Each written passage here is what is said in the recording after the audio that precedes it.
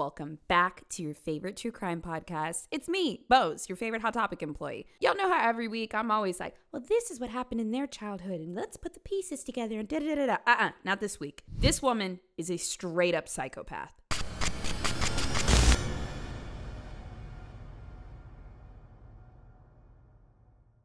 Joanne Christine Dennehy was born in 1982.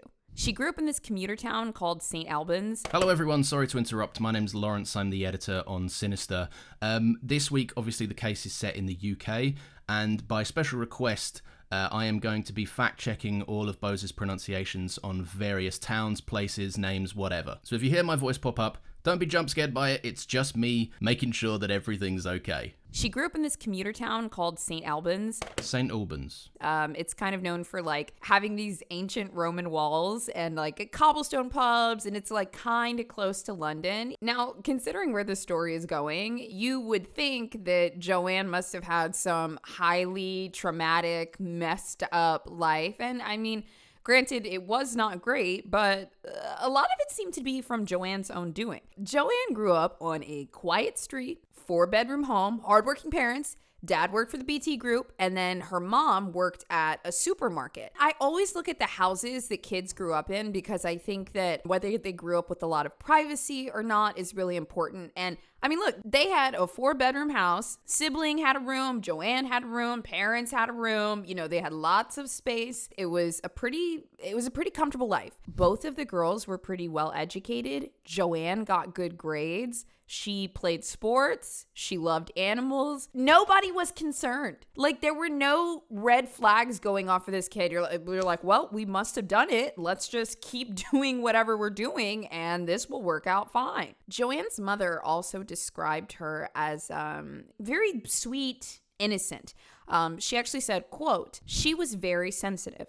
If she stood on a worm or something, she would be really upset if it died. She used to take them to bed with her. So she was a loving girl. She was polite to everybody. Teachers always said that she was a nice girl. But, you know, as sweet and nice as she was as a little girl, things kind of started to change when she became a teenager. First, it was the small things.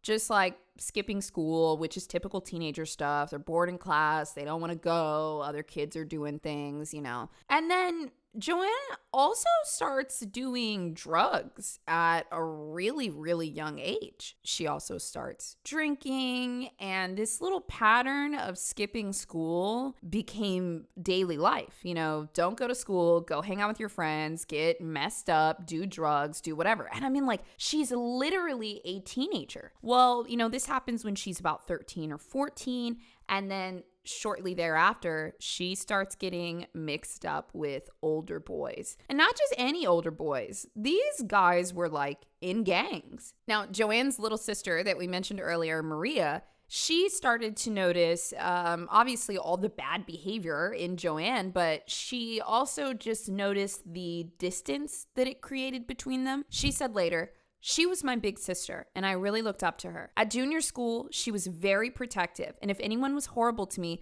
she would step in and tell them off. That's interesting, because it'll come in again later. Once, when she was about 7, she made a bigger boy apologize for calling me a nasty name in the playground. We did a lot of sporty things together. She even made up a secret language that we used all the time. There was a deep bond between us. Although I was younger, she always had time for me. We shared all of our secrets with each other, but my favorite memories are the times that she would make up lyrics to songs and then teach them to me. Sometimes, just so you guys know, I read through a lot of cases. You guys walk through a lot of cases with me. Sometimes we see times where the parent says, oh, she was such a sweet girl. I never saw any signs, because a lot of times it could be the parent that was avoiding neglect, abuse, or something, and they didn't want to take accountability, and they're like, whoa, she was a sweet girl. I have dug into this one pretty deep. I watched 2 documentaries on it that had a lot of exclusive interviews, and I mean, time and time again, everybody says that Joanne was really just genuinely a sweet girl. She felt very deeply.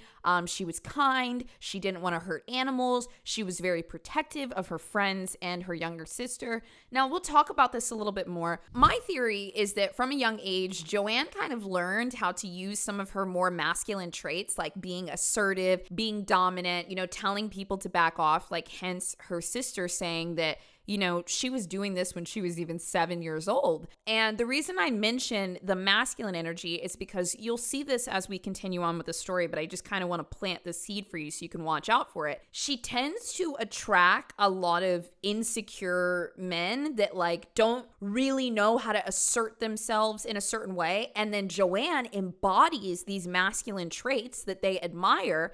And then these guys tend to look up to her and follow her. And, anybody that develops some type of trait at a very young age, it gets refined for long periods of time and it gets really powerful. So if this child learned how to masculinely assert herself to get power and control from the age of 6 or 7, by the time she's a teenager, she has been refining this skill for 10 years. And it can get quite scary.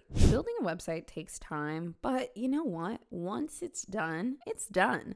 Granted, besides a few tweaks and, SEO updates. But guess what? You can do all of that with Squarespace. It's super easy. I always say, whether you're starting a business or maybe it's a business you already own, a portfolio you want to share, courses you want to sell, whatever it is, you need a website. And look, not just to sell the product or inform people of it yourself. I think sometimes having a website and your own domain even gives you a little sense of pride over your business. And if you use something like Squarespace, you could have that thing set up and honestly, you could have it set up in an hour, 2 hours, even up a little more time, 3, 4, whatever. And look, once it's up, it's up. Now, I will say you should jump in and update it now and then. Y'all ever been to a website and it says at the bottom, copyright 2021. I'm like, man, you ain't updated this in a minute. But, I digress. Regardless, Squarespace makes it super easy. Whether you're using email campaigns, SEO tools so that you can climb to the top of the Google search results, or whether you just want to use their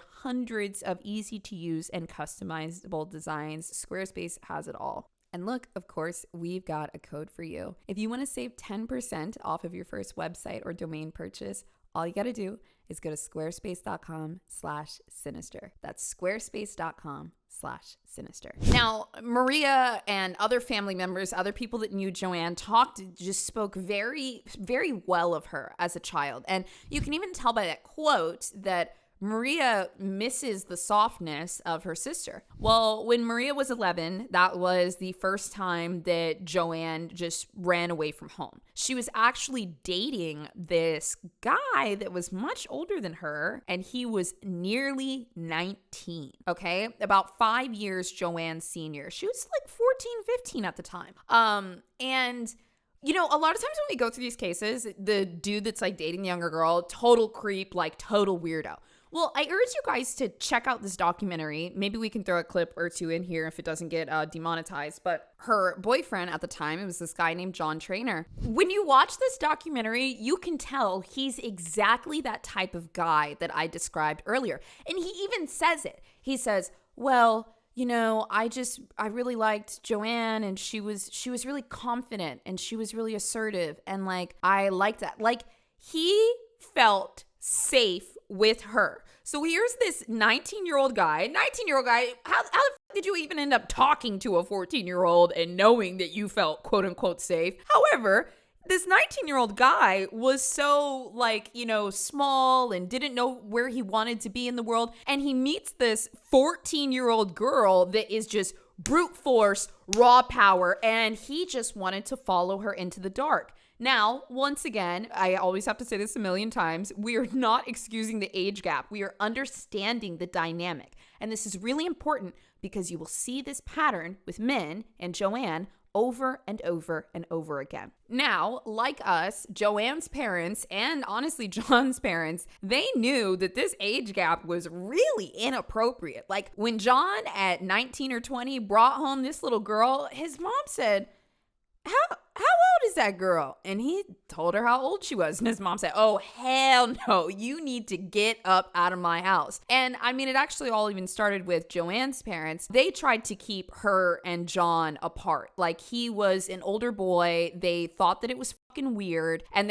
they tried over and over and over again to keep them separate. But Joanne does what Joanne wants, and she would just run away from home. She and John would hang out at these drug houses. They would hang out with other gang members.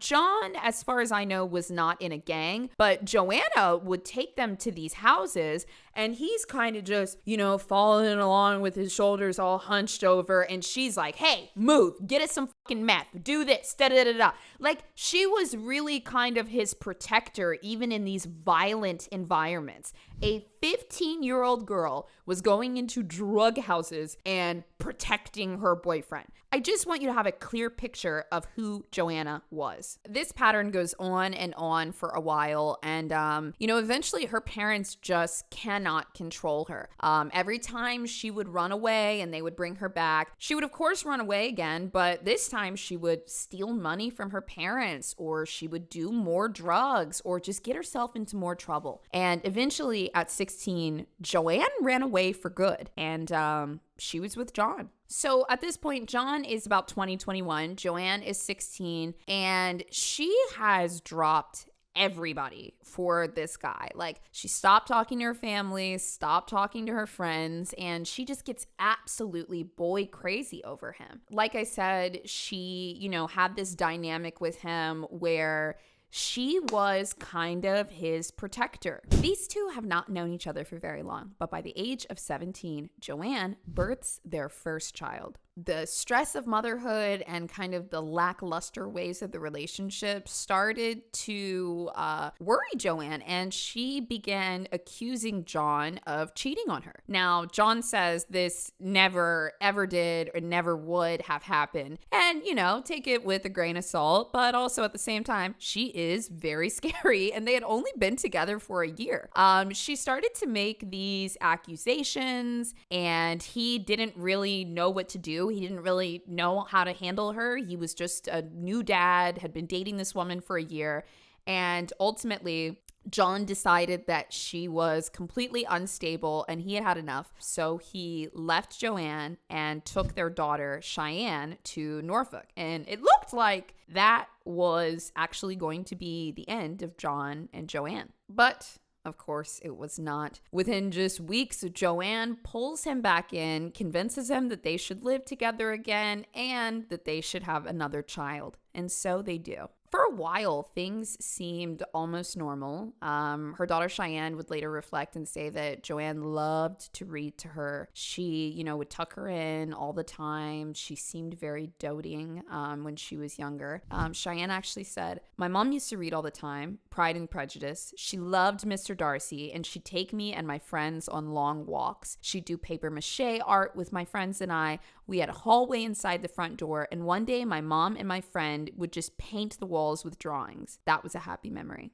But of course, that did not last long. As the kids got older, Joanne began to slip into her old ways. Everybody said that she was really on her shit when the kids were younger, but then she started drinking again, and then the drugs came back in. This little stint where Joanne was good and not drinking and reading and drawing on the walls and everything, it really gave John hope. And what's interesting to me is, sometimes manipulators, they will, get everything straight for like a couple months. But, Joanne seemed to actually do this for a few years. John began to feel safe again. He began to feel like he had made the right choice. This was going to last, and his girls would be happy. But when Joanne started drinking and doing drugs again, he said that she became wildly self-centered. She became manipulative. She became secretive and ultimately abusive. And you guys saw last time when Joanne starts getting out of control, John, he took their kid and he left and moved somewhere else. But for now, he is still there just concerned. By the late 2000s, Joanne had done a complete 180. She was no longer the loving, mother that was trying and enjoyed reading. People said it was like the devil came out of her. One thing that Joanne loved was she loved playing with daggers in particular, like very intimidating looking knives.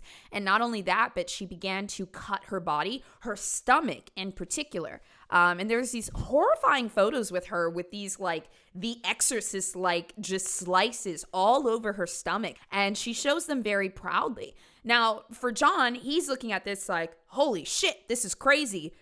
She's hurting herself. She is proud of this. She's excited. He's like, I don't even know what to do with this. She then, she'd already been drinking pretty heavily, but she in particular would start to drink this lager, this really like heavy, high alcoholic content lager every morning for breakfast. And then she would wash down 2 handles of vodka, and she would just be cutting herself, stabbing daggers into the floor in front of the children. I mean, it was completely unhinged. Eventually, Joanne started just leaving the house, which honestly, John probably felt a little bit of relief for a moment, but she would leave randomly for a couple days.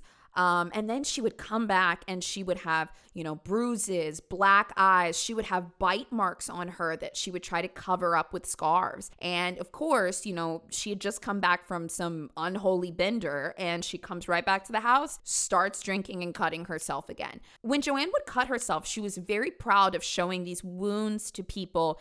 Not really, I've seen it in a way where some people are like, I need you to know how much I'm hurting and I don't know how else to express this. But Joanne seemed to enjoy showing these wounds to her children and her husband as a way to scare them and show them just how hardcore she was. Her daughter Cheyenne would later say a couple things about her mother's changes.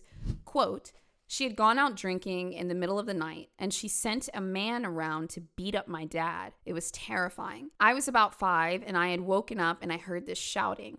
There was this man outside shouting at my dad. He said, Joe has sent me here because you've done this. But I didn't know what. My dad shouted at me to go back to bed, so I did. I didn't know what happened after that, but I was petrified. My mom would just come home after being away for so long, and she would have a black eye from a fight. She'd disappear for days on end, sometimes for months.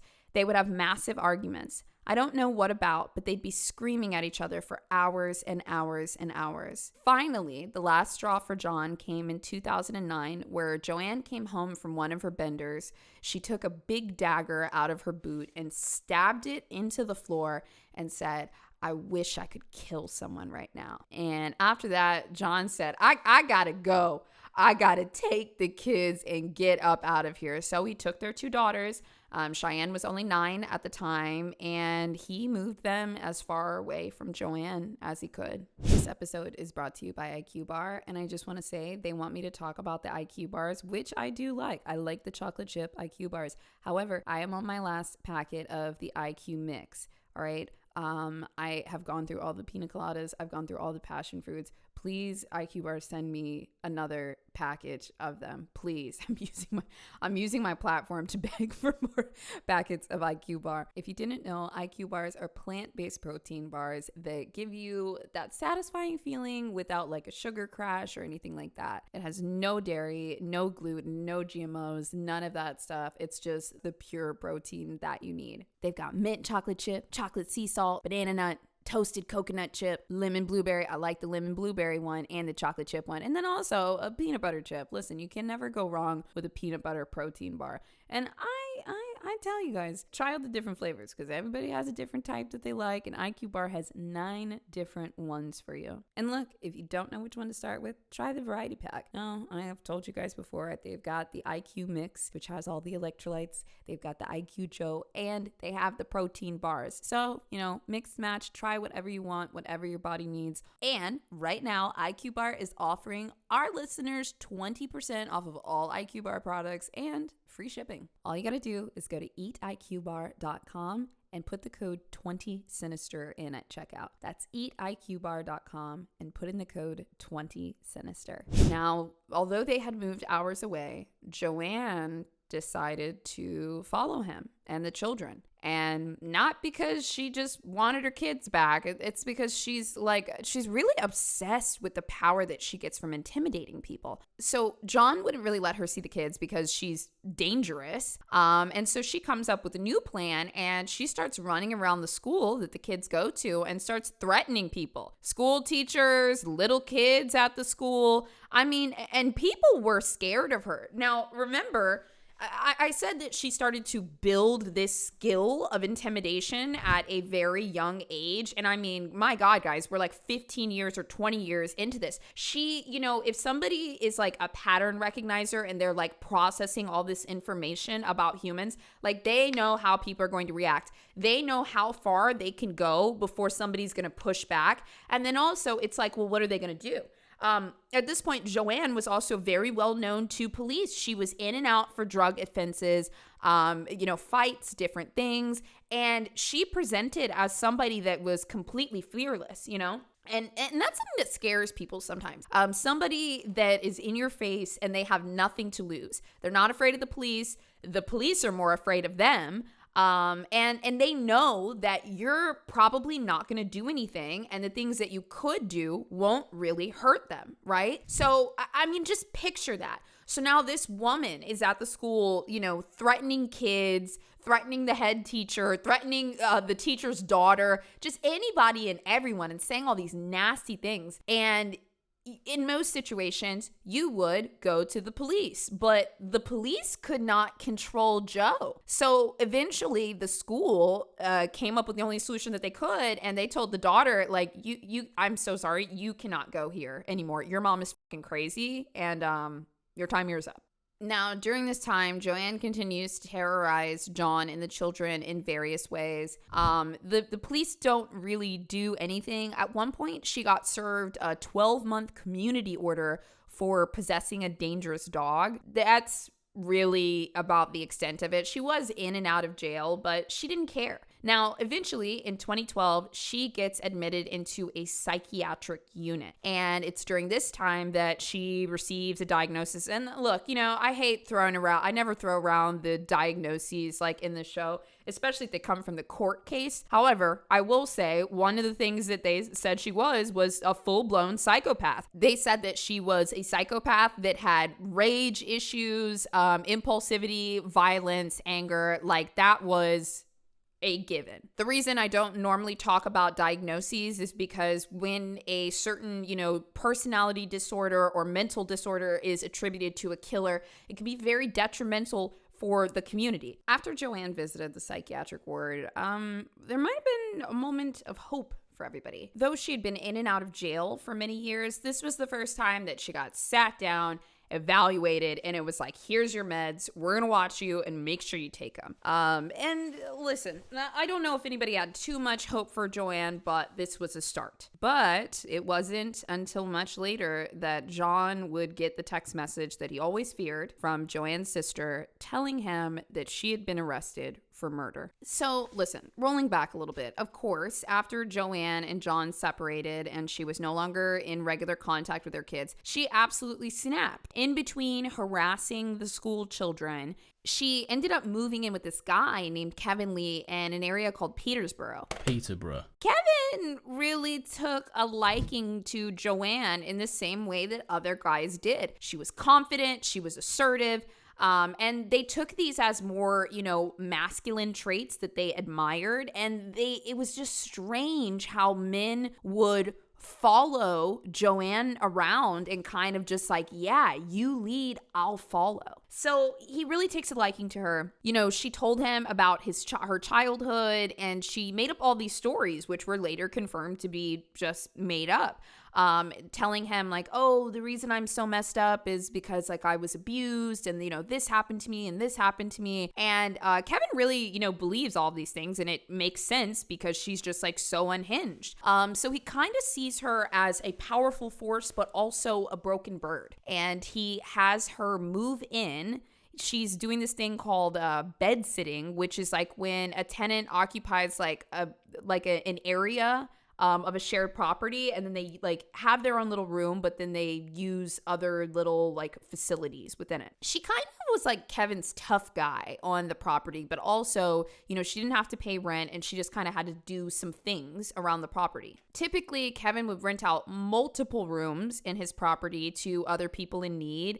And, Joanne just kind of helped with some various work around the house. And she also met a few other transients during this period of time. One of the people she met was a guy named Gary Richards.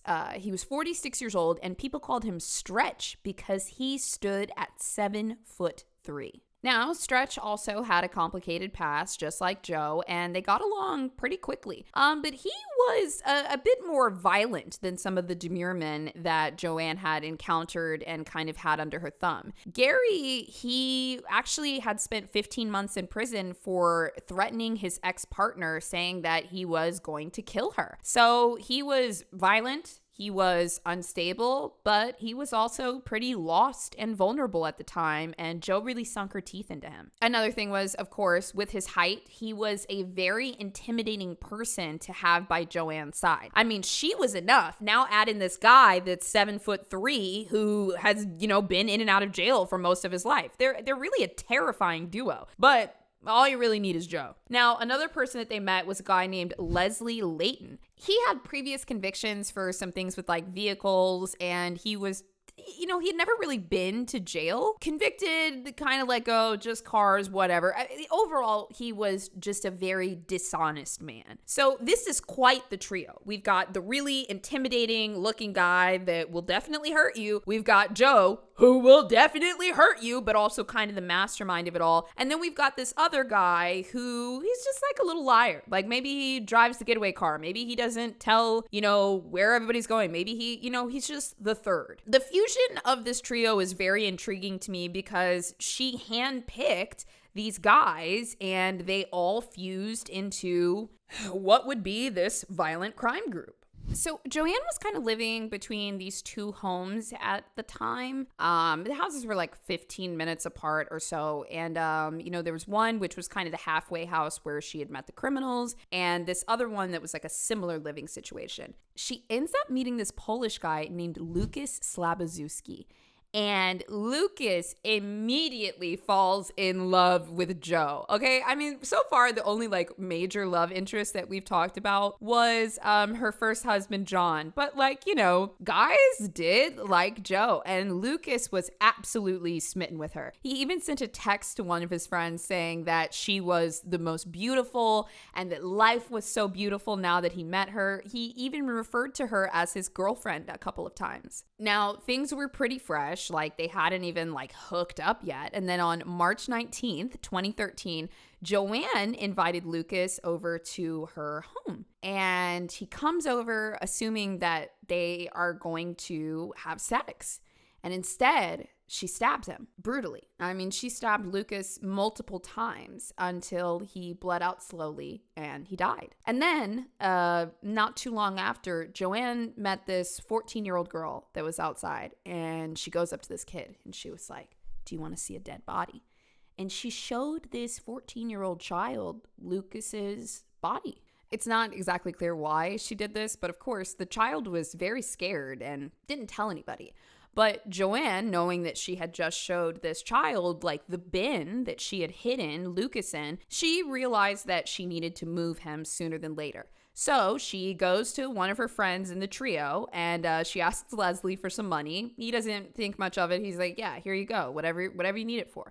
And she goes and rents a car. Once she gets the car, she goes back to Gary, that guy Stretch I told you about earlier, and she tells him what happened. And she's like, "Hey, bud, we need to hide a body." And Gary is so excited. Like, he's legitimately excited to go do this with her. So they load up the car with Lucas's body. They hop in and drive off to find a place to bury him. After this, the two go on like nothing has happened. And about a week later, a guy named John Chapman moves into one of the houses. John is about 56 years old. People said that he was pretty kind. He was nice. John had served the country in the Royal Navy, and, after he got out, he really fell in some hard times, and he became a heavy alcoholic. Joanne, Gary, and Leslie actually kind of play to this. They're heavy drinkers themselves, and they invite John out, kind of test his character, see what he's like, and they go out to have a drink. Well, John is just your regular run-of-the-mill alcoholic. He just wants to get a buzz, get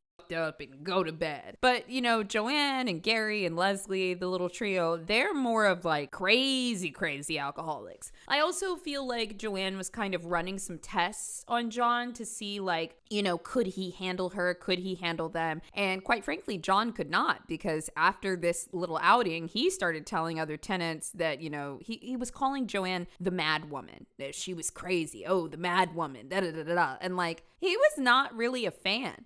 And so Joanne actually took this as kind of a threat. She thought that, since John didn't like her and he was talking about her, that there was a chance that she could actually get kicked out of the home. And maybe he was going to turn some people on her. Now, like I said, John Chapman had not been in this house for very long. Then on March 29th, which was actually Good Friday, Joanne claims that this very strange interaction happened. She said that she had gone into the bathroom and John came in, shortly after, and he wanted to use the bathroom and he refused to leave. Now, just shortly after this, Joanne follows him into his room and she takes out a knife and she stabs him in the neck in a major artery. And then afterwards, she stabs him 5 times in the heart. She calls Leslie in, the one that had the bad reputation with the vehicles or whatever. She calls Leslie in to show him what she had done. She found it quite funny. She even instructs Leslie to take a photo of the body while John is bleeding out and dying. Leslie does. He, takes the photo for Joanne's own morbid pleasure, and then she grabs the phone from him and she calls Gary, Mr. Stretch, and she starts to sing "Oops, I Did It Again" by Britney Spears. And now Stretch knows it's time to hide another body. When Gary arrived, the 3 of them took his body downstairs, loaded him up into the car, and they took him to the same exact place where they dumped Lucas.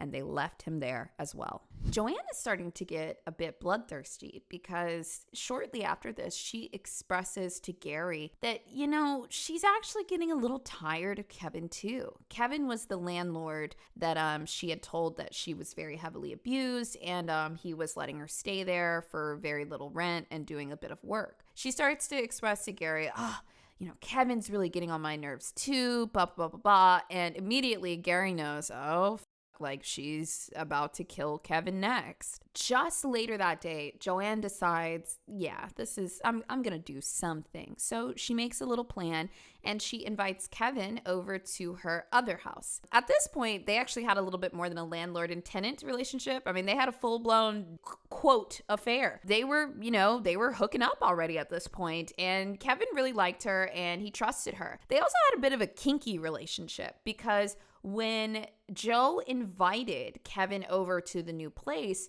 she told him, and he later actually told a friend about this because he was so excited. He had told this friend that Joanne said that she was going to dress up for him and then she was going to tie him up and rape him. So they had this little consensual non-consent thing going on, and Kevin was so excited that he was like telling another friend about this sexy thing that was going to happen later that night. Now, mind you, those are Joe's words, not mine, just regurgitating for you. Well, Kevin arrives at the house expecting to be tied up and have a bit of a fun time. But of course, Joanne, doing what Joanne does, she pulled out a large dagger and she stabbed him. Kevin tried to defend himself. There were several defensive wounds, but ultimately she punctured his lungs, his heart, and he died right there. She calls up Gary and she tells him that they've got another body to move. Now, the crazy thing is, this all happened in one day, and this was the second body that they had to move and dump all in the same day. Now, this disposal was a little bit different than the others. They decided to humiliate him in death. They had put this black sequined dress on him, covered him in lubricant, and then shoved something into his butt. And that is how they left him in the desert after Joanne had stabbed him multiple times. It was extremely sadistic. Leslie, the other one from the trio, he then was instructed to take Kevin's car, drive it somewhere, and light it on fire, which he did. A couple days later, they did find Kevin's car torched. Now, this all moves very quickly because remember I told you about the second murder, which happened on March 29th on Good Friday? Well, on March 30th, just the next day, somebody was walking and stumbled upon Kevin's body. And once the police found Kevin's body, they found the other two nearby and thus started a manhunt for this killer. So as the murders start to pick up in the media, Joanne and Stretch, aka Gary, they decide to go on the run. Now, Leslie is kind of part of this trio, but Leslie wasn't as involved as the other two.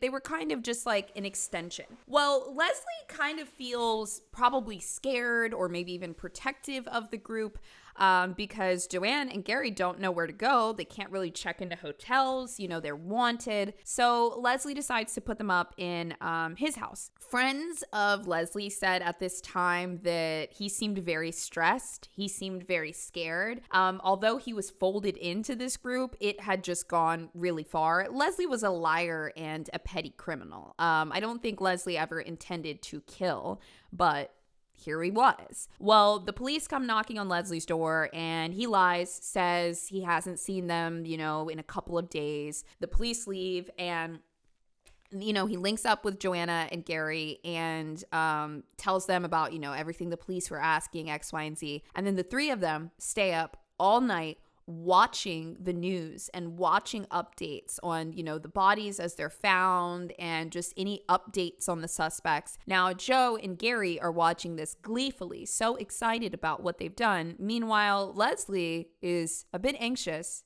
and a bit scared. On the morning of April 2nd, it's just crazy how fast this story moves. On April 2nd, they decide to drive 140 miles to a place called Hereford. And this is a place that Gary knew pretty well. And along the way, they pick up this guy named Mark Lloyd. Mark was a bit of a drifter, a little bit of a petty criminal, not as hardcore as Gary and Joe, but, they seemed like they would be able to protect them. Well, Joe starts telling Mark, if you want to be in this group, you've got to go get me my fun. I need you to get me my fun. That's what she called it. Fun for her was killing people. Mark would later say that he was terrified around Joanne. He didn't feel safe, protected, or more powerful with her. He felt scared. So Mark joined Joanne and Gary for just some burglary. Like they needed money, but in the midst of this burglary, she got this 5-inch pocket knife. And as soon as she got her hands on this knife, she was like, let's go find somebody. They were literally driving around looking for somebody that Joanna could kill. Now, interestingly, Mark told police later that Joanna had a little rule. She did not want to kill a mother. Now, not a woman. She specifically didn't want to kill a mother.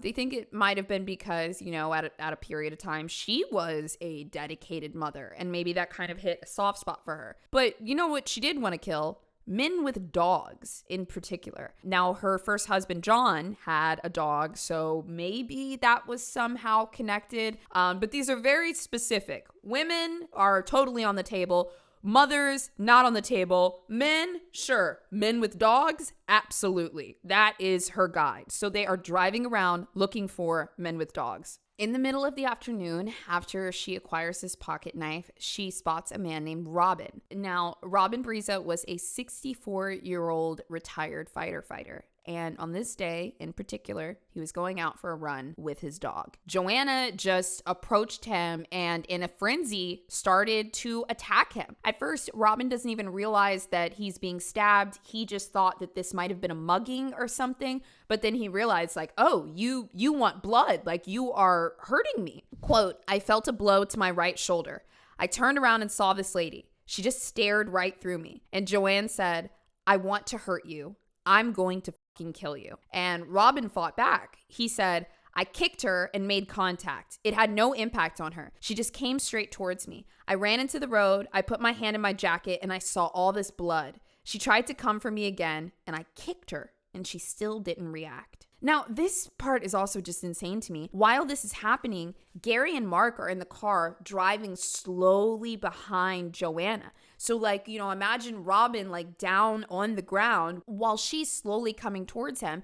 And there's a car right behind her. And like, Robin doesn't know what this car is doing, but you would think like, am I going to get help? No, this is her getaway car that's trailing right behind her. And God, I wouldn't be surprised if Gary was ready to hit the gas and run over Robin if he had to. So she begins to stab him again and then runs off and gets in the car. You would think that they might be concerned about getting caught, but nope. Joanna hops in the car and they go looking for another person to kill. Gary drove her deeper into town near this quiet neighborhood where there was a little cul-de-sac, and that is where they found a 56-year-old man who was also walking his dog. This guy's name is John Rogers, and while John Rogers is just in his quiet neighborhood, this frenzied woman comes up behind him and starts stabbing him. She began to stab him over 40 times, and he actually survived this and recalled the conversation. Rogers said to her, "What is this all about?" And she said, "You're bleeding. I better do some more." I just said, "Leave me alone, please. Please, can you leave me alone?" And he said specifically she didn't seem to just be enjoying herself. She seemed like she was just going about business. He said it was completely emotionless and he didn't know what to do. He just laid there waiting for it to stop. He said, "I was just waiting and there was loads and loads of blood on the floor and the ground. And as I lay there, I thought, this is where I'm going to die." And this is exactly what she did with Robin just before this. And then, she hops in the car and runs off. But, luckily for John, there were people around that could call for help, but he had very deep wounds. And I mean, it was a savage attack. It was incredibly gruesome and alarming. And of course, eventually the media picks up on these attacks too. And they asked one of the detectives, "What is going on? Why is this happening?" To which they literally responded, "I have no explanation for you." So now on April 2nd, after a 2 full days on the run, they are finally apprehended. They're caught. And, there was no fear, no panic, no, big getaway. They were just kind of quiet. And at one point, Gary says to one of the officers, "Well, I suppose I'm one of Britain's most wanted," which I gotta say is like one of the most corny lines I've ever heard, especially from like a tag along. Throughout the interrogation and lots of conversations, I mean, yes, Gary was involved in disposing of the bodies and he was the reason why Joanna was able to kill so much. It was picking her up, getting rid of the bodies, X, Y, and Z, but he really seemed to attach himself to Joanna like he was the primary dangerous one. Yeah, he considered them like Bonnie and Clyde. Now, when the police dug into this, they were really shocked that this woman with such a kind upbringing, like, her sister turned out quite well. Everyone had amazing things to say about her family. Lots of people said that Joanna from a young age was like a nice, normal girl. They didn't really understand the switch, but, the combination of drugs and getting in early with those kind of like gang members and whatnot, just really did something to Joanna. I believe that she got addicted to the power of intimidating people. I think she thought that it was fun. And, her killing people, like, sure, she had some kind of bloodlust, some kind of high from that. But, her being a killer and showing this to people also intimidated them even further. It was like a tool for her. A psychologist came in and, looked into Joanna and her history, and they said, quote, "This person is not anxious or concerned or remorseful that she's been arrested. She was almost, I would say, enjoying it. She was flirting with the officers. She was smiling. She was leaning across the desk in a very familiar way. She even flirted with the officers while they questioned her. She was very flippant when she was talking about the charges. She said, quote, 'What am I up for? Attempted murder and murder?' And the officer said, 'You've been arrested on suspicion of attempted murder and murder.' And she said, 'It could be worse.'" After the arrest, some of Joanne's roommates started speaking out, and it came out that she actually had a hit list of people that she wanted to kill. One of the people on that list was a woman named Carla White. She was one of Gary's roommates, and Carla often had really violent arguments with Joanne, and she did not like her. They did not like each other, but she just tried to stay away from her. I cannot imagine how horrifying it must have been to find out that Joanne was this, serial killer that had you on a hit list. I avoided her as much as possible, but it wasn't that easy. She would sit and stare at me with evil in her eyes. Another former housemate named Torianne said that she was so terrified of Joanne that she actually fled the house a week before everything happened. Torianne said, quote, I stared into her eyes and they were black. They were dead. I'd never seen anyone look like that before, and the memory of that stare will never leave me. I remember that look every time I closed my eyes. I was so terrified of Jo that I locked the door and put a wedge underneath it. She was so dangerous, I could hardly sleep. She boasted that she had been in jail for killing her dad, which we later discovered was a lie. She also expressed that Joanne would often take over conversations, and she had a very particular way of flirting with guys.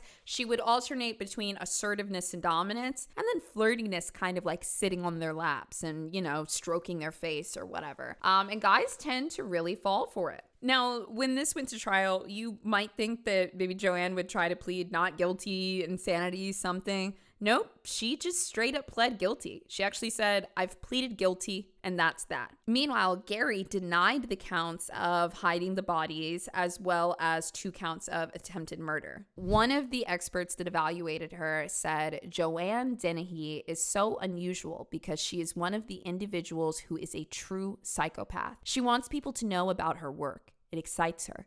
The normal things that would cause you to feel fear or panic, they're the things that incite feelings that are good for her. This is how she gets her hits. Extreme. Murder. Extremes. Being chased by police. Extremes. She has no sense of human balance. Now, of course, while Joanne was in prison, she was placed in solitary confinement. And because she's in solitary, there's a lot of checks. And they actually found a journal that was an escape plot that involved killing a prison officer and then cutting off their finger to fool the biometric system. That was her plan. They needed to make sure this woman did not get out. The judge ruled that this woman was, of course, a danger to society. So for the 2 years that she was imprisoned before her verdict, she was in solitary. And when the day finally came for them to read out her ruling, Joanne Dennehy laughed and laughed and laughed and laughed at the guilty verdict. Of course, this guilty verdict carried a life sentence, and it did for Gary as well. He was sentenced to life in prison for 2 attempted counts of murder and 3 counts of preventing lawful burial. He was described in court as the fearful, nodding dog to Joanne.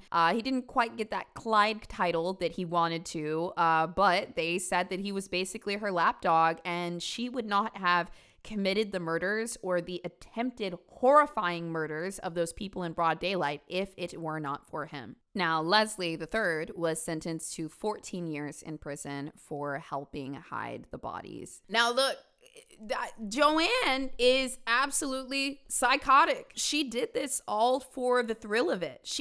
I mean, also, I don't think we've really talked about many spree killers before, but, it was interesting to me that these murders started with direct hits to the heart, the neck, arteries, things like that. And then it just went into this full-blown stabbing frenzy where she's stabbing random people on the street, 30, 40, 50 times. Joanne was an absolute fucking psychopath. And, I don't care if it was the drugs. I don't care if it was the gay. I don't care what it is. She will never be released.